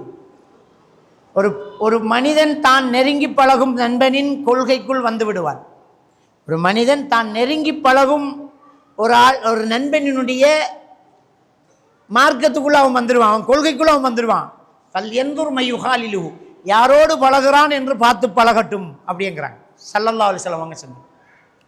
நம்முடைய தமிழில் சொல்லுவாங்க, பூவோடு சேர்ந்த நாறு மணக்கும், பூவோடு சேர்ந்த நாறு மணக்கும். பூ கட்டின நார்லையும் அந்த பூட வாசம் இருக்கும். கூட சேர்ந்தது நல்லதாக இருந்தால் நல்லது. இன்னொரு பழமொழி சொல்லுவாங்க, பன்றியோடு கூடினால் பசுக்கன்றும் பவி தின்னும். பவி என்கிறது மலம். பன்றியோடு கூடினால் பசுக்கன்றும் பவி தின்னும் அப்படிம்பாங்க. அதோட பழகினா இதுவும் அந்த பழக்கத்துக்கு வந்துடும். அப்போ கூட்டு சரியாக இருக்கணும். தமிழில் திருக்குறளில் ஒரு திருக்குறள், அதில் என்ன சொல்கிறான், நிழல் நீரும் இன்னாத இன்னா சமர் நீரும் இன்னாவாம் இன்னா செய்யின் அப்படின்ற ஒரு திருக்குறள். மதுரமான தண்ணி கூட நஞ்சானால் தள்ளி வைக்கிறீங்க. நிழல் நீரும் இன்னாத இன்னா சமர் நீரும் இன்னாவாம் இன்னா செய்யின். மதுரமான தண்ணி கூட நஞ்சானா தள்ளி வைக்கிறீங்க, நெருக்கமான உறவு கூட தப்பானா தள்ளி வைங்க. அதான் அந்த திருக்குறள். நல்லவனாண்ட தான் சேர்ந்து பழகணும். அப்போ நம்மளோட பிள்ளை ஆரோட பழகுறான், எங்கே போகிறான், என்ன நடக்குது? ஏண்டா பிள்ளைகள் ஆற கதையை கூட கேட்குறேன்டா சம வயது குழுக்களுடைய கதையைத்தான், அந்த குரூப் கதைக்கிறது தான் பிள்ளை கேட்குது. எனவே பிள்ளை ஆரோட பழகுறான், எப்படிப்பட்ட நண்பன், எங்கே போகிறான் அப்படிங்கிறத நம்ம கண்டிப்பாக பார்க்கணும். ஏன் கிரவுண்டில் லேட்டாகிறான், ஏன் கிளாஸுக்கு போனது லேட்டாகுது, யாரோடையெல்லாம் பழகுறான், எப்படி இருக்கிறான். நம்ம பிள்ளையோட ஃப்ரெண்டை பழகணும், ஃப்ரெண்டாக காய்ச்சிட்டு நம்ம பிள்ளையை மட்டும் நான் கவனிக்கும், பிள்ளையோட ஃப்ரெண்டுகளையும் சேர்த்து கவனிக்கணும். நம்மளோட பிள்ளையோட கூட்டாளிமார் 4 வரையும், தம்பிமார் வாங்கடா உள்ளுக்கு வாங்க உட்காருங்க, டீ ஊற்று பிள்ளைகளுக்கு, அவனவர்களுக்கு டீயை ஊற்றி அவனுகளுக்கும் சேர்த்து புத்திமாய் செல்லணும். விளங்கிட்டா?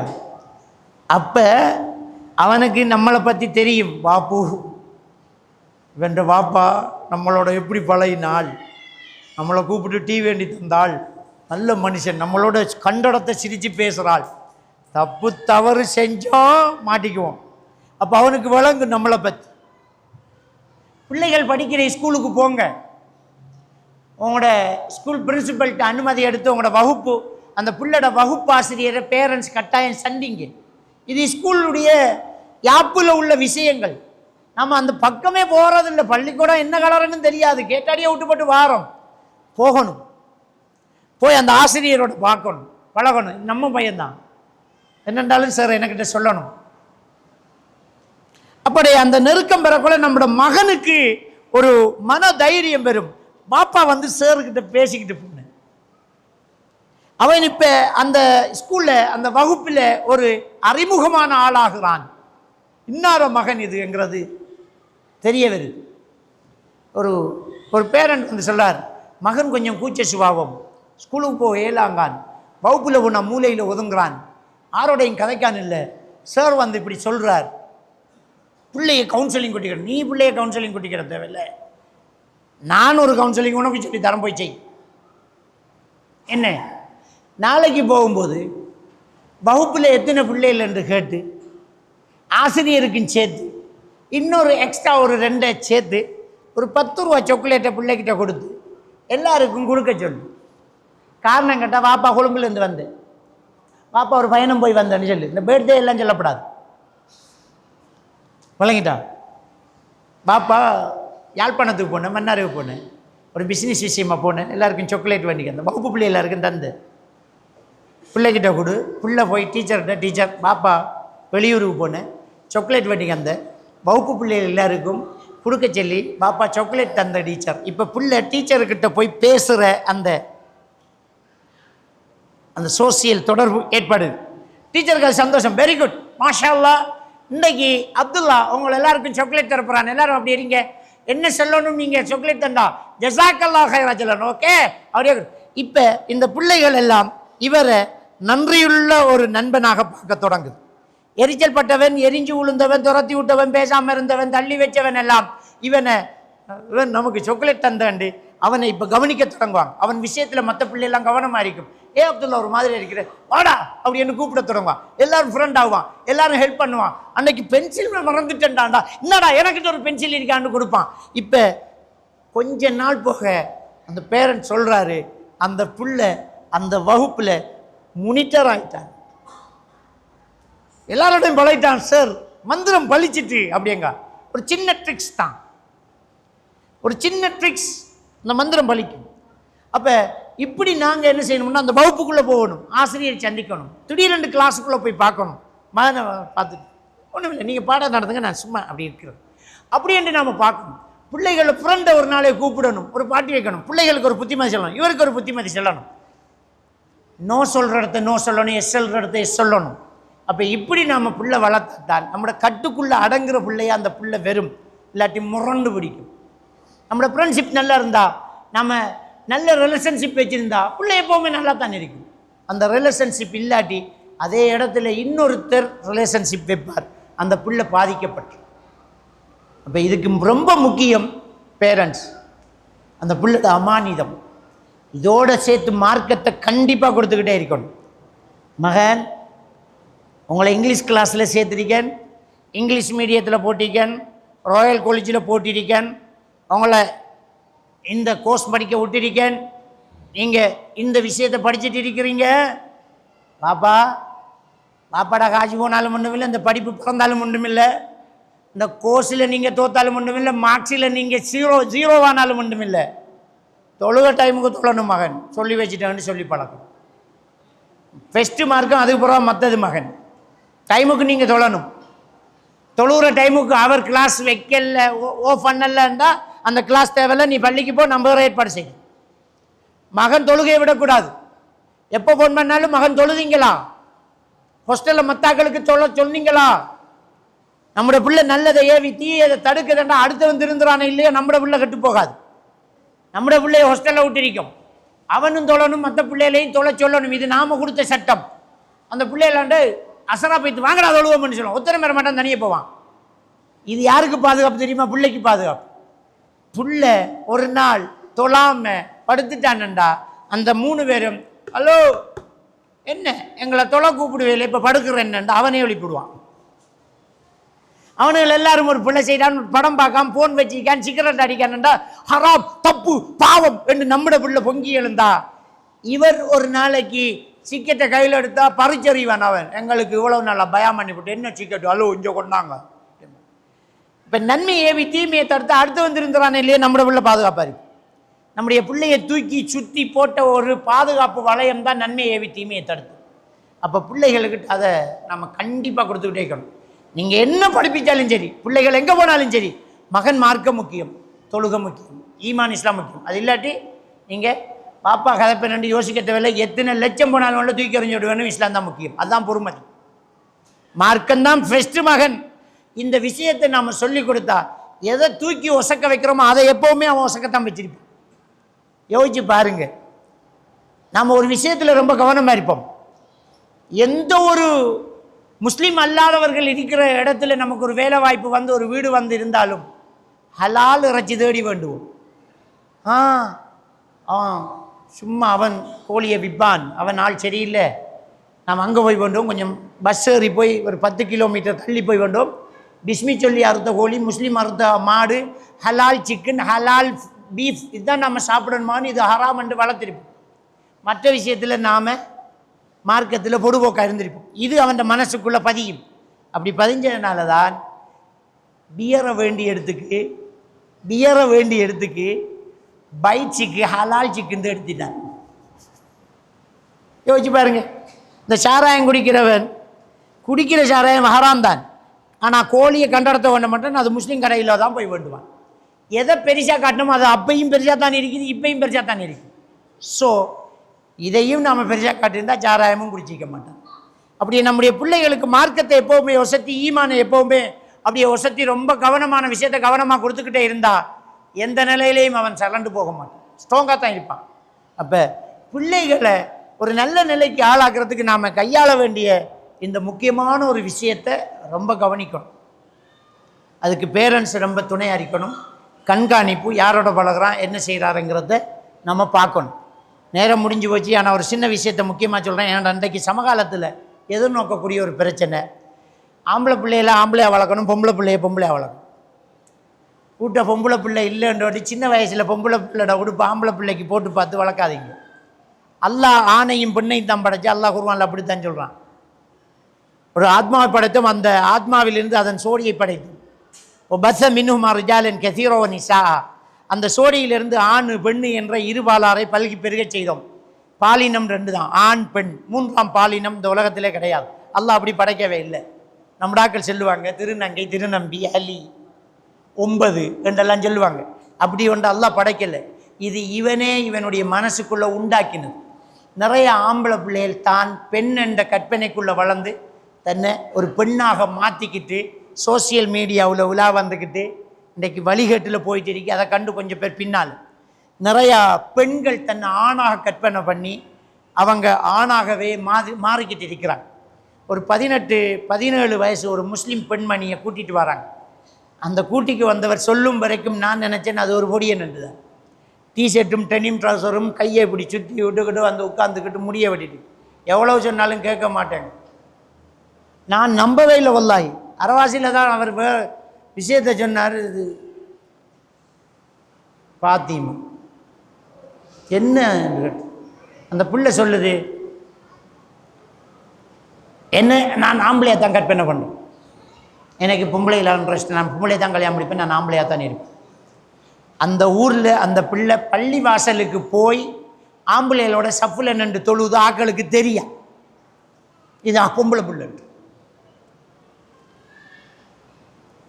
அந்த அளவுக்கு நிலைமை மாறி. இதுக்கு காரணம் மனசு தான், வேற பிறப்பால் ஒன்றும் இல்லை. அதாவது பிறப்பில் சில குறைபாடுகள் இருக்கு. 6 விரல், கை இல்லாமல் பிறக்கிறது, மூக்குள்ள ஓட்ட மட்டுமே மூக்கு இல்லை, காது இல்லாமல் பிறக்கிறது, இப்படி குறைபாடு இருக்குத்தானே. அந்த குறைபாடு குரோமோசோம்களினுடைய மாறுதல்களால் ஏற்படுறது என்று சயின்ஸில் படிச்சிருக்கிறோம்.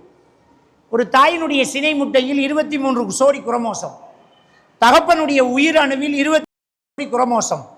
இந்த குரோமோசோம்களில் அதிகபட்ச குறைவு கூடுதல் ஏற்படும் போது இந்த குழந்தையினுடைய மனநிலையும் தன்மையும் உறுப்புகளிலும் சில சிதைவுகள் ஏற்படுறது உண்டு. 6 விரலோட பிறக்கிறது, கையில் விடத்த கை விரல் வரும், இவ்வளவு தான் கை இருக்கும், கால் இல்லாமல் இருக்கும், இப்படி வாரது. இது மாதிரி பால் உறுப்புகளில் குறைபாடோடு பிறக்கிறத நாம் இன்னொரு பாலினம் என்று நினைத்தால் அது நம்முடைய தப்பு. அப்போ எனக்கு என்ன செய்கிற குறைபாடு இருந்தால் போயிட்டு தெரியும், அதில் ஒன்றும் இல்லை. மறுமையில் அதுக்கு கூலி இருக்கு, அவ்வளோதான்.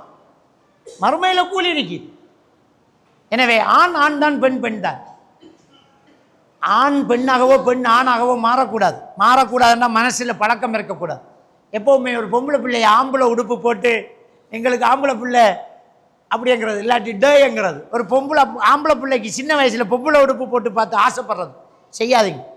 கூடுதலாக பெண் பிள்ளைகளோட ஆம்பளை பிள்ளைகளை விளையாட விடுறதோ, ஆம்பளை பிள்ளைகளோட பொம்பளை பிள்ளைகளை விளையாட விடுறதோ, கோலக்கட்டல் ஏற்பட்டு அவங்கள போல ஆக்ஷன், அவங்கள போல நட, அவங்கள போல சிரிப்பு, அவங்களுடைய எண்ணமாக மாறுதல் போன்ற நடவடிக்கைகள் ஏற்படும். எனவே இன்னைக்கு இருக்கக்கூடிய ஆபத்தும் பரவி வரக்கூடிய இந்த பிரச்சனைகளும் இதுக்கு ஒரு காரணமாக அமையக்கூடாது. எனவே கவனமாக இருக்கணும். பொம்பளை பிள்ளையை வளர்க்கணும், ஆம்பளை வளர்க்கணும். அஜினபி உறவு, மஹரமி உறவு பேணணும். வீட்டில் எப்போவுமே ஆண்கள் பெண்கள் என்கிற அந்த அஜினபி மஹரமி உறவு பேணணும். இது ரொம்ப கவனமான ஒரு விஷயம். நாம் சோசியலிசமாக பழகுறேன்னு நினச்சிக்கிட்டு எல்லாத்தையும் செஞ்சுக்கிட்டு இருக்கிறோம். வீட்டுக்கு வர ஆம்பளைகளுக்கு பொண்டாட்டி வந்து தேத்தாணி ஊற்றி கொடுக்குற மாதிரி நம்மளோட வாழ்க்கை இருந்துட்டேன்டா வளர்ந்து வரக்கூடிய பிள்ளைகளுக்கிட்டையும் அந்த பிரச்சனை வந்துக்கிட்டே இருக்கும். ஸோ அஜினபி மஹரமி உறவு பேணணும். அப்படி இருந்துட்டோம்டா நம்முடைய பிள்ளைகளை ஆரோக்கியமாக வளர்க்கலாம். அல்லாஹ் தஆலா நம்ம அனைவரையும் ஈமானோடு வாழ வைப்பானா. ஏதோ ஒரு கேள்வி வந்துக்கு அதையும் பார்த்துக்கணும். அதாவது நான் சொன்ன விஷயத்தான், ஒரு சில ஆம்பளை பிள்ளைகள் கட்டை கலசம் போடுறது, காதில் ஒத்த காதில் மின்னி போகிறது, செயின் போடுறது, காப்பு போடுறது, இது மாதிரி போட்டுக்கிட்டு இருக்கிறது, இது மார்க்கத்தில் தப்பா இல்லையா அப்படின்னு கேட்டால் தப்பு தான். ஒரு சிலர் இன்றைக்கி 10 ரூபா கொடுத்துட்டு இருக்கிறாங்க, ரசூல்லா நேரடியாக தடுக்கலை, மாலை போடலாம், காப்பு போடலாம் அப்படின்னு. ஆணுக்கு பெண்ணுக்கு ஆண் ஒப்பாகிறத ரசூலுல்லாஹி ஸல்லல்லாஹு அலைஹி வஸல்லம் அவர்கள் தடுத்தார்கள். ஆண்களுக்கு அனுமதிக்கப்பட்டது வெள்ளி மோதிரம், இரும்பு மோதிரமும் இல்லை, வெள்ளி மோதிரம் தான் ஆண்களுக்கு அனுமதிக்கப்பட்டது. முஸ்லீமில் வரக்கூடிய ஒரு ஹதீஸ், ஒரு நபித்தோழர் திருமணம் முடிக்கிறதுக்கு மகர் கொடுக்க ஒன்றுமில்லை என்ற போது ஒரு வெள்ளி மோதிரமாவது பார்த்துட்டு வாப்பா அவங்களோட குடும்பத்தில் என்று கேட்டாங்க. அவர்கிட்ட இல்லை, தேடி போய் இல்லை அப்படி என்ற ஹதீஸை வச்சுட்டு நான் வெள்ளி மோதிரம் பாவிச்சுதானே, ரசூல்லா வெள்ளி மோதிரம் அவளுக்கு கொடுக்க இருக்கான்னு தான் கேட்டேன், அவருக்கு இல்லை. பெண்ணுக்கு கொடுக்கத்தான் கேட்டேன், ஆணுக்கு இல்லை. அது ஆண்கள் வெள்ளி மோதிரம் போடலாம், மாலை போடலாமாண்டா நம்மட ஆட்கள் சொல்கிறது வெள்ளி மாலை போடலாம், அனுமதி இல்லை, அது பெண்களுக்கு ஒப்பானது. இப்போ விவாதம் வைக்கிறாங்க, பெண்கள் மாலை போடுறது எப்போ இருந்து வந்தது, எப்போவுமே இருந்து வந்தது, அவனுக்கு தெரியாது. நகை போடுறது பெண்களுக்கு இயல்பாக அமைந்த குணம்தான். ஒரு தேசத்தில் ஒரு பகுதியில் போடலைண்டா அது இல்லைன்னு இல்லை, அது பெண்களுக்குரிய குணம். இயற்கையும் இயல்பும் ஏற்றுக்கொண்டது அதைத்தான். எந்த நாட்டில் எந்த மதத்தில் எந்த மக்கள் எப்படி போனாலும் நகை போடுறது பெண்கள் தான், ஆண்கள் இல்லை. அப்போ ஆணுக்கு பெண் ஒப்பாகக்கூடாது, அது ரசூல்லா தடுத்தது, அவங்களுக்கு அல்லாஹ்வோட சாபம் என்று சொல்லிட்டாங்க. அப்போ ஆண்களை போல பெண்கள் ஷர்ட்டும் ட்ரௌசரும் போட்டுக்கிட்டு இருக்கிறது இல்லை, ஆண்களை போல பெண்கள் முடிய வெட்டுறதில்லை, அது தப்பு. அதே மாதிரி தான் பெண்களை போல கொண்டையை கட்டி பூல்வை போடுறது, ஒத்த காதில் மின்னி போடுறது, காப்பு போடுறது, மாலை போடுறது, இதுவெல்லாம் பெண்ணுக்கு ஒப்பாகிறது, அது செய்யக்கூடாது, அது ஹராம். அதில் ஒரு ஹதீஸ் சொல்லுவாங்க, நபிகள் நாயகம் ஸல்லல்லாஹு அலைஹி வஸல்லம் அவர்களுடைய பேர குழந்தைய நபிகள் நாயகம் ஸல்லல்லாஹு அலைஹி வஸல்லம் அவர்கள் மகளுக்கிட்ட கேட்குறாங்க, அம்மா பிள்ளையை தான்னு கேட்குறாங்க. அவங்க பிள்ளையை கொடுத்துக்கிறதுக்கு கொஞ்சம் தாமதிக்கிறாங்க. அந்த ஹதீஸை அறிவிக்கக்கூடிய அறிவிப்பாளர் சொல்கிறார், அது அபூ ஹுரைரா ரலியல்லாஹு தஆலா அன்ஹு நினைக்கிறேன், அவர் சொல்கிறாரு, ஃபாத்திமா ரலியல்லாஹு தஆலா அவர்கள் பிள்ளையை குளிக்க வச்சு முத்து மாலை போட்டுக்கிட்டு இருந்தார்கள் அப்படின்னு சொல்கிறாங்க. ஏன்னா ஆம்பளை பிள்ளை முத்து மாலை போட்டுச்சே அப்படின்னு சொல்லி ஆதாரத்தை வச்சு போடலாம்ங்கிறாங்க. குழந்தைகளுக்கு போகிறது வேறு, பெரியவங்க போகிறது வேறு. குழந்தைகளுக்கு முத்து மாலை போட்டாங்கங்கிறத வச்சு நாம் என்ன ஆதாரம் எடுக்கணுமெண்டா, குழந்தைக்கு முத்து மாலை போடலாம் என்று தான் எடுக்கணும். அப்போ சின்ன பிள்ளைகள் ஆம்பளை பிள்ளைகளுக்கு மாலை போடலாம், காப்பு போடலாம், வெள்ளி காப்பு போடலாம், மாலை போடலாம், சின்ன பிள்ளைகள் ஆம்பளை. ஆனால் வளரும்போது அதை எடுத்துடணும். பிள்ளை பருவத்தில் அனுமதிக்கப்பட்டது பிள்ளை பருவத்தில் தான், பெரிய பருவத்தில் இல்லை. அப்போ இவங்க சொல்லுவாங்க, அப்போ சின்ன பிள்ளைகளுக்கு கொஞ்சம் சாராயம் கொடுக்கலாமா, அது பெரியாக்களுக்கு ஹராம் தானான்னு சொல்லுவாங்க. அது எல்லாருக்குமே ஹராம். சின்ன வயசில் அனுமதிக்கப்பட்டது பெரிய வயசுலேயும் அனுமதி தான். இப்போ அந்த கேள்வி கேட்ட அவர்கிட்ட நம்ம மாற்றி கேட்குறோம், சின்ன பிள்ளைகளை ஜட்டி இல்லாமல் ரோட்டில் நிப்பாட்டலாம், நீங்கள் நில்லுங்களேன்னு பார்ப்போம், நிற்க மாட்டார். அது சின்ன பிள்ளைகளுக்கு அனுமதி மாலை போடுறது, பெரியாக்களுக்கு இல்லை. சின்ன ஆண் குழந்தைகளுக்கு நகை போடலாம், பெரியவங்க நகை போடுறதில்லை. நமக்குன்ற ஒரு அடையாளம் இருக்கு, ஆணாகத்தான் இருக்கும். ஆணுக்குரிய அடையாளம் இதுதான், அல்லாஹ் வைத்த அந்த அடையாளம் தான் அழகு. ஆணுக்கு தாடியை வச்சுக்கிறான், அதை மட்டும் கேட்க மாட்டேங்கிறாங்க. தாடியை வலிக்கிறதும் பெண் வேஷம் போகிறது தானே. ஆணுக்கு தாடியை வச்சுக்காங்க, ஆண் சிங்கம் சடையோட தான் நிற்கும், சிங்கத்துக்கு சேவெடுத்த அசிங்கம். அப்போ ஆண் அடையாளம் ஆணாத்தான் இருக்கும், பெண் அடையாளம் பெண்ணாக இருக்கும். எனவே அதை மாற்றி பயன்படுத்தக்கூடாது. எனவே நகை போடுறது பெண்களுக்குரியது, அது ஆண்கள் செய்யக்கூடாது. இன்ஷா அல்லாஹ் அல்லாஹ் நம் அனைவரை ஈமானோடு வாழ வைத்து ஈமானோடு மரணிக்க செய்வானாக. வாஹிரு தஅவானா அல்ஹம்துலில்லாஹி ரப்பில் ஆலமீன்.